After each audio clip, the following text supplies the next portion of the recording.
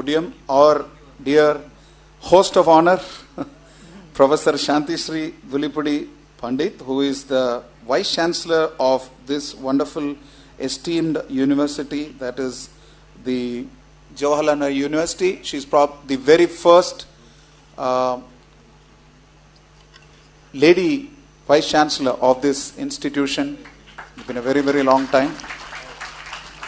And not just that, she has been at the vanguard of so many initiatives, not just academic, even in terms of empowerment for various sections of society.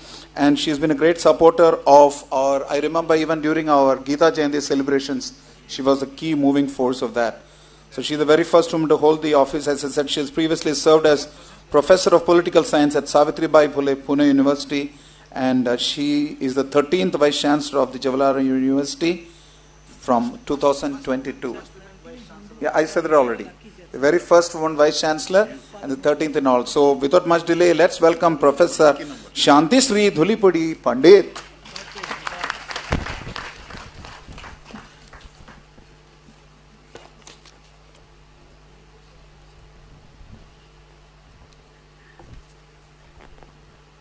सबको मेरा नमस्कार. Respected Sri Shankaranand ji, respected Professor Srinivasa Varkhedi ji, Dr. Bhakti Vasudeva ji, Professor Upendra Rao, Prem Kishore Swami ji, distinguished delegates, faculty, students, and ladies and gentlemen. I would say that I'm not a scholar like the rest of them in this area. I'm a person from international relations and international politics, so I would rather speak like a lay person of what I understand of the topic of Vaishnavism and Vedanta. I would say that I would also like to thank the Institute of Science and Spirituality, as well as the Department of Professor Upendra Rao and his School of Sanskrit and Indic Studies, for bringing into JNU ideas that so long has been very foreign to us. So welcome to JNU. JNU creates narratives, and I think you're enriching JNU by coming to JNU. And here we prove that knowledge is free and multiple narratives. Science and spirituality has been a part of the Indic tradition. We have never been an anti-science civilization. We never said the world is flat or the woman is made from the rib of a man. We don't have such myths. But still, our facts are called myths. And there are other facts, the Abrahamic, do not call theirs.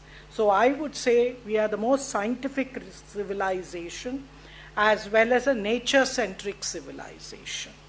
We don't believe in human centricism.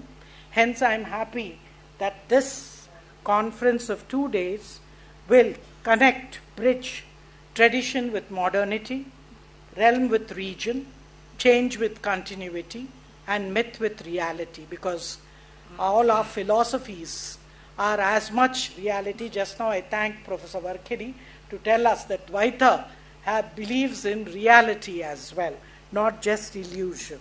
So let me tell you, sir, we have also brought in Vaishnavism into JNU, named our Advanced Study Institute, which is be a think tank, as Vikas, that is Vidyaranya Institute of Knowledge and Advanced Study. And we invite all scholars from all over the country and the world to come here and do work, enrich us. I also believe that the path of wisdom is paved with humility, openness to new ideas, and a willingness to challenge one's own beliefs. So JNU is ready to challenge its hegemonic narrative today. What I understand briefly of what would say the Vaishnavite tradition is, I'm in South when I was there, the Alvars. U.V. Swaminathan Iyer always said that the concept of Krishna was there in the Sangam literature. And this was later accepted by Professor Hardy. And if you see, Narayana is deemed as the primal cause of Shrishti, creation, Sthiti, existence, and Pralaya, destruction. So it brought through Sri Ramanuja Charya, practical Hinduism to the masses by the Bhakti movement and extended them the right and privilege of knowing God and attaining mukti.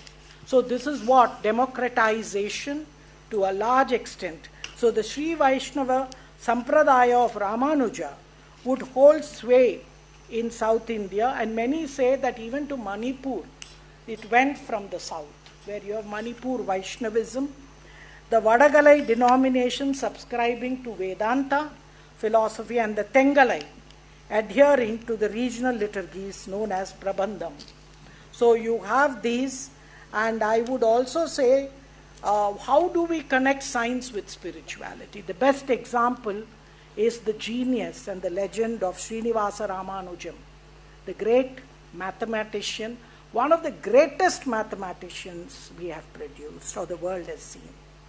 As most of you know, when Hardy asked him, how do you write such difficult algorithms which people cannot even solve? He said the deity at Namagiri Tayar, that is goddess Mahalakshmi of Namakkal, came in his dreams and wrote it on his tongue. He looked for inspiration to her, and she is seen as the consort of Narsimha. He often said, an equation for me has no meaning unless it expresses a thought of God. So here you have creativity, innovation coming from spirituality. So I would say that separating it is absolutely foolish. He also said, while I'm asleep, I had an unusual experience. There was a red screen formed by flowing blood, as it were. I was observing it. Suddenly a hand began to write on the screen. I became all attention. That hand wrote a number of elliptic integrals. They stuck to my mind. As soon as I woke up, I committed them to writing. This is what, as most of you should know, he died at 32. He failed 12th standard. So the Macaulay University he never entered. So how did he become a genius? So there is something in the Bhakti tradition. You have a living example. I would only end with a few questions I would like to raise to the honorable delegates and organizers. I see India as a distinct and unified civilization with a proven ability to manage profound differences, engage in creativity with various cultures, religions, and philosophies, and peacefully integrate many diverse streams of humanity. These values are based on ideas about divinity, the cosmos, and humanity that stand in contrast to the fundamental assumptions of the Western civilization. First is, I want to place before you the concept of dharma. Dharma is non-translatable. It is not equal to religion. So I would tell our Sanskritized scholars, please Sanskritize English, because it cannot be expressed as religion. If you see in the Judeo-Christian traditions, fundamentally these approaches are not as we see it. And if we see, we have extensive range of inner services and experimental technologies called Adhyatma Vidya to access divinity and higher states of consciousness. Abrahamic traditions, in contrast, depend on the historic revelations of prophets who speak to the collective destiny of whole peoples and humankind. So I see this as a major difference. I don't know. I would ask the scholars.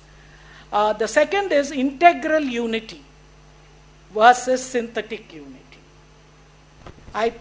Basically, for us, science and spirituality are integral to each other.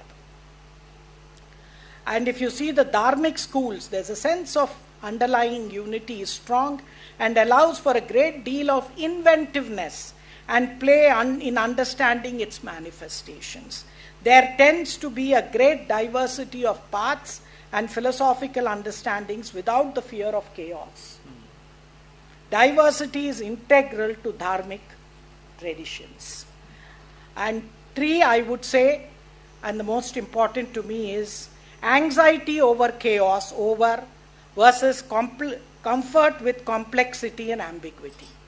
The Vedānta or all our Indian philosophies are very, very comfortable with complexity and chaos and ambiguity. So dharmic civilizations are more relaxed and comfortable with the multiplicity and ambiguity than the West. Chaos is seen as a source of creativity and dynamism. Ultimate reality is an integrally unified coherence. Chaos is a relative phenomenon that cannot threaten or disrupt the underlying coherence of the cosmos. So I think this is something that scholars like you should be able to relate to today's reality and bring out these, strong, differences and even the values of the Vedanta, Vaishnavism and different traditions. And finally, I would say cultural digestion versus Sanskrit. I think Sanskrit is a language that cannot be translated into English. English is inadequate. So why do I say it? Because Sanskrit encodes specific and unique cultural experiences and traits.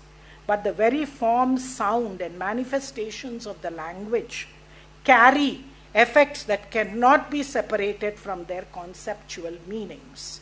Inner sciences, both Sanskrit and Tamil became the medium of expressing a distinct set of cultural systems and experiences. So I would say cultural framework is necessary, and this framework is an area I put it as a challenge to scholars not only in Jawaharlal Nehru University but all over the country and the world. I would only end by quoting Sarvepalli Radhakrishnan, who said that Hinduism is one of the most scientific religions. It is a way of life. Hinduism is not a faith. It is the union of reason and intuition that cannot be defined but is only to be experienced. He said Hinduism is a movement, not a position, a process, not a result, a growing tradition, not a fixed revelation.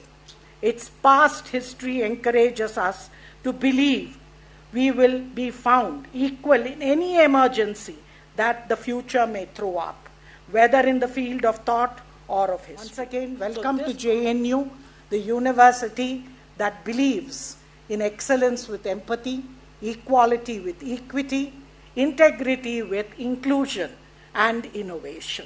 Welcome to Jawaharlal Nehru University. Thank you. Namaskar.